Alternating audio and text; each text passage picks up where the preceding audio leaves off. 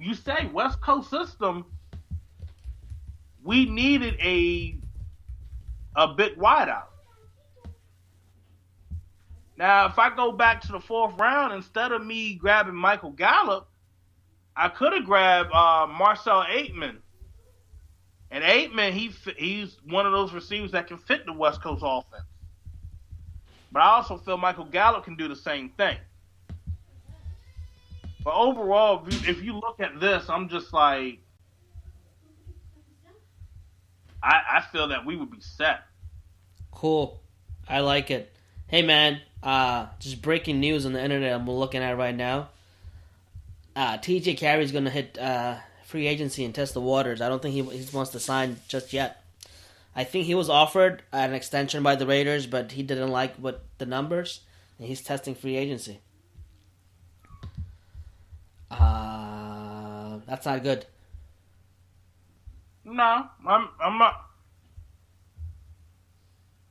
Huh. We were counting on him coming back. So it's not a done deal. I mean, we're not saying that he's definitely going to hit free agency, but the ex-ESPN reporter Bill Williamson just tweeted out that expect TJ Carey to test free agent waters.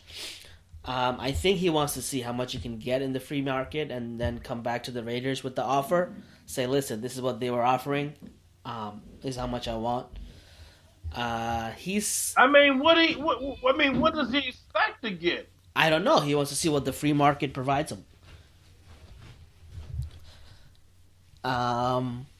What is he gonna get? I don't know. Maybe he gets 6-7 mil. Nah. And you see why I just went and drafted corners. No, you definitely need it, and it'll become more clear after free agency. What we need. Oh, but you see why. Hey, Browns and the Browns also picked up Scott McLaughlin, the ex-Washington Redskins GM. He picked him up. They picked him up as a consultant for the draft. He's going to help them consult on during the draft pick, which is huge. Well, I'm going to tell you this right now. With the Cleveland Cavaliers burning, listen, man, Cleveland Browns are. I think they're finally turning the corner. They hired a really good GM, and they got McLaughlin coming in. Even though their last few picks, letting him go. Well, what's against the idiots? Look, let's discuss what just happened. You let a younger, better quarterback go to sign a older guy with not as big of an arm strength or talent.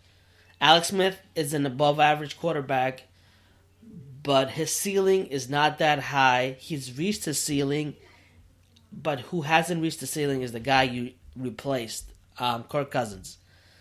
Yeah. And you gave up your best cornerback for that. That makes no sense.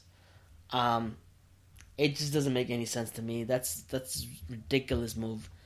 So I expect Washington's ridiculous. How do you do that? Does that make any sense to you?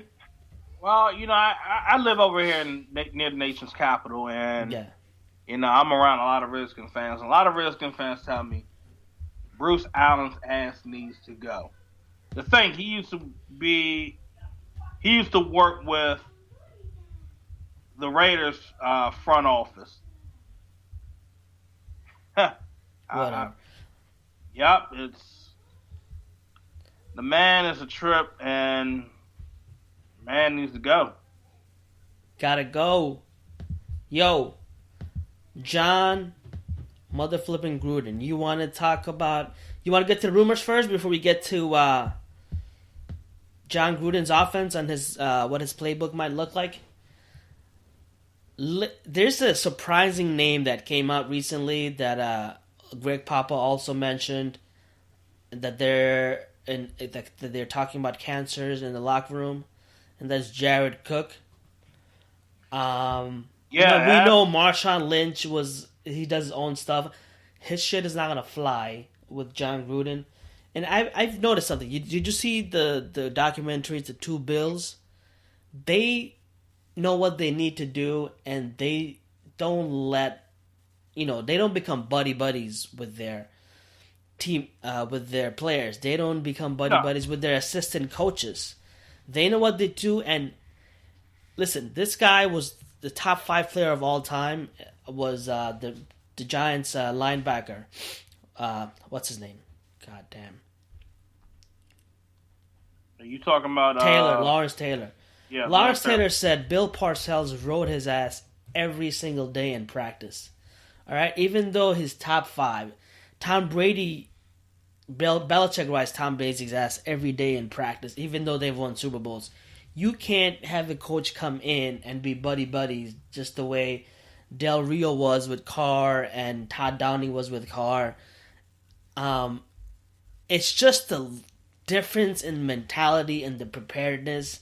I mean, the Patriots coaching staff was laughing at the Raiders after after the Mexico City game, because of the lack of preparedness. Some of the Patriots assistant coaches came up to Greg Papa and said, "I can't believe you guys didn't prepare for this game at all. Like, they looked not ready." It was unbelievable. No, and right there,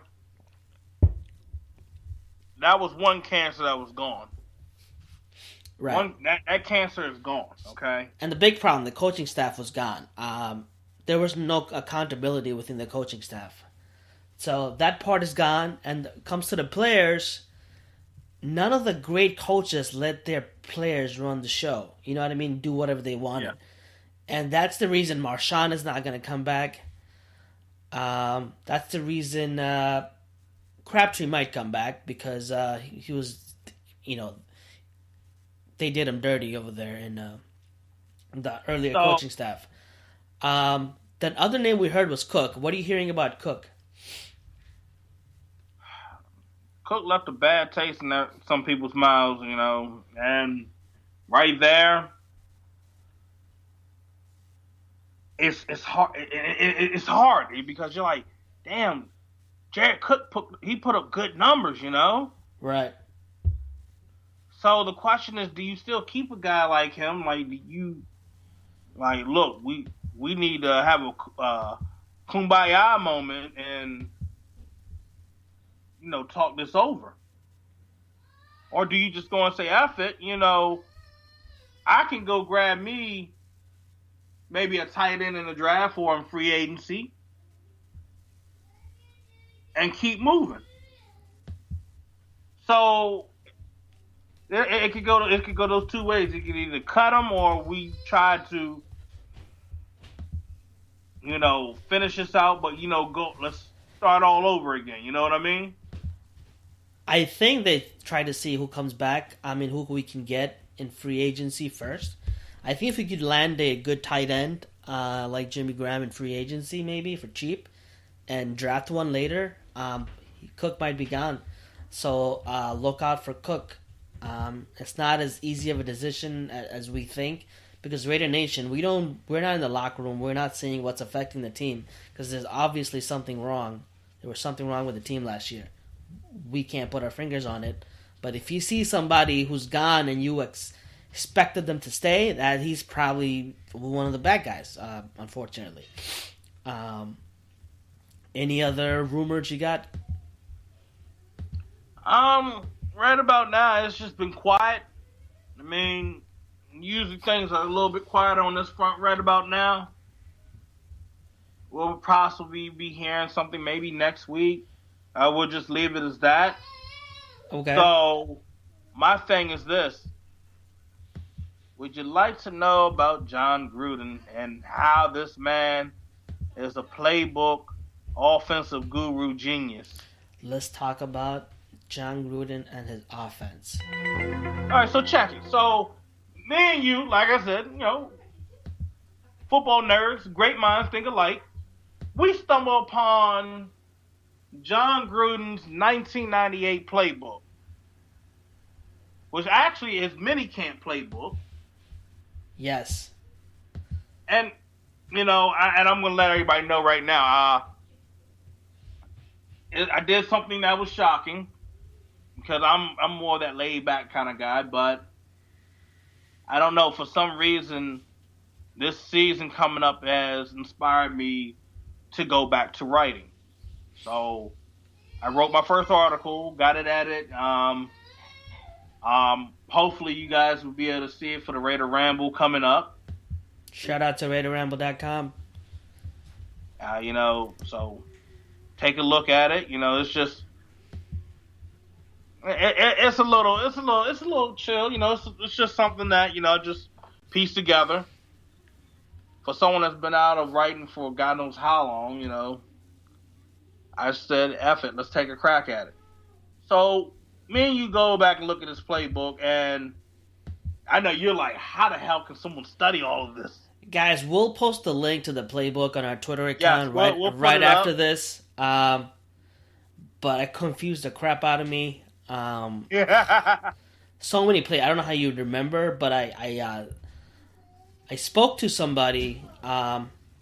Actually, I read their interview of ex-player. He mentioned that it's impossible. It's there as a guide, but they usually learn the playbook when they sit down in the positional rooms, meeting rooms with their positional coaches, and they go over the entire playbook. Because just reading it is almost impossible, like to learn it and the terminology. But anyways, thing about it, and here's the thing about John Gruden. You have to understand, John Gruden has been around so many offensive minds. He's been around George Seifert. He's been around Paul Hackett. Holmgren, Andy Reid. The man just kept gaining and gaining and gaining offensive knowledge. And it's not just in his head. He has a library where he gets copies of all the playbooks that he's gathered over 10 years, and he's actually compiling them right now. He's watching every positional coach is watching the last 2 years, all the games from the last 2 years, so at least 32 games, and trying to figure out. John Gruden's trying to study the personnel, and as we speak, he's studying, creating the offensive playbook. Well, not even that. Do you want to talk about it, or should I play? I'm gonna throw this. Hold on, I'm gonna throw this at you. I think he already has something put together, but now he's going to insert what guys like Edgar Bennett has brought in from Green Bay. Maybe some things that Tom Cable had knowledge of from Seattle. You look at Brian Callahan probably bringing some stuff over from Detroit. You look at what Greg Olson's bringing over from Los Angeles with the Rams. Right, and it's not just bringing it over. You have this. I feel like with the knowledge that he's had over the 10 years of him studying offenses and defenses. Yeah. Now before he has to jump. This man has to jump basically on all 32 teams. And just looking at this playbook right here, I'm just like, it's only 216 pages. I've never looked at a playbook that's about 216 pages.